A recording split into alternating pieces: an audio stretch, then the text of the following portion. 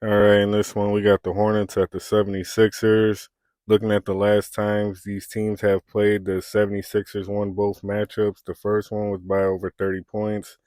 The second one was just by a handful of points, and that was a very low scoring game. Both teams were in the 90s.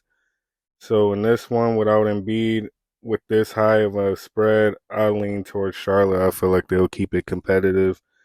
And for the game total, I have a slight lean for the under. All right, in this one, we got the Cavs at the Pistons. Looking at the last three times these teams have played, they have kept it within 8 points of the spread. Um, I'm gonna have to lean towards the Pistons. They have that momentum after going to Chicago and beating the Bulls. So in the Cavs, they've been, I don't know, on a downslope lately. So I lean towards the Pistons. I feel like they will keep they should be able to keep this a close game inside that spread. And for the game total, I have a slight lean over.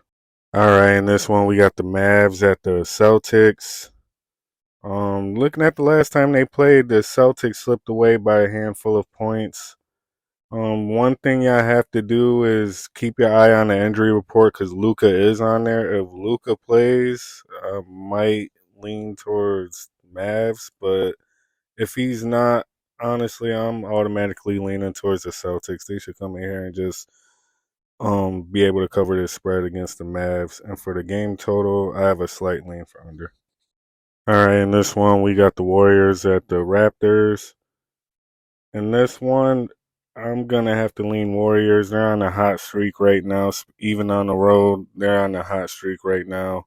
I know the Raptors blew them out last month or so, but the Warriors, they have been getting their stuff together. So I lean Warriors. Usually the Raptors are good at home where they basically got the whole Canada behind them, but the Warriors have been playing really good, so I lean towards them. And for the game total, I feel like this should be a high scoring game, so I lean over. All right, in this one we got the Pacers at the Pelicans. These two teams actually just played about 2 days ago. And the Pelicans won. And I know they're playing in New Orleans tonight, but I feel like the Pelicans have still got that.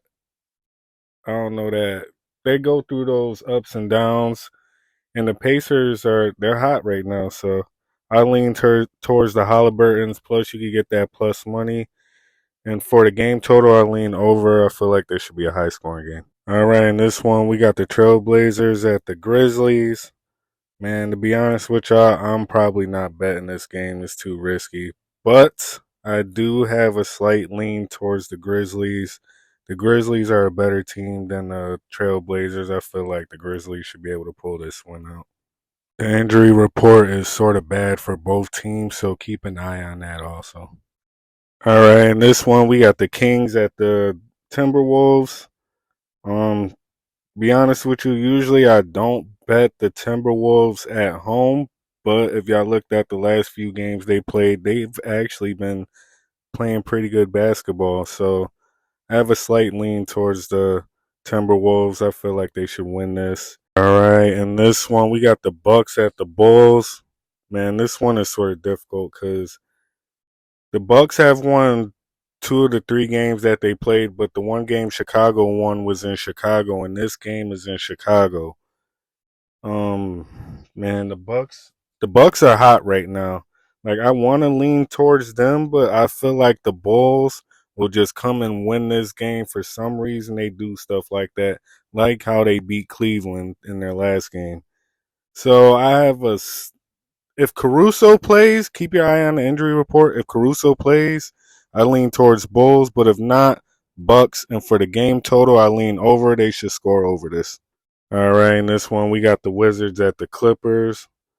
Man, this number is really high. I know the last game that these two teams have played, this was the actual spread between the two teams. So I'm gonna lean towards the Wizards. This number is just way too big for the Clippers, even though they should blow out the Wizards.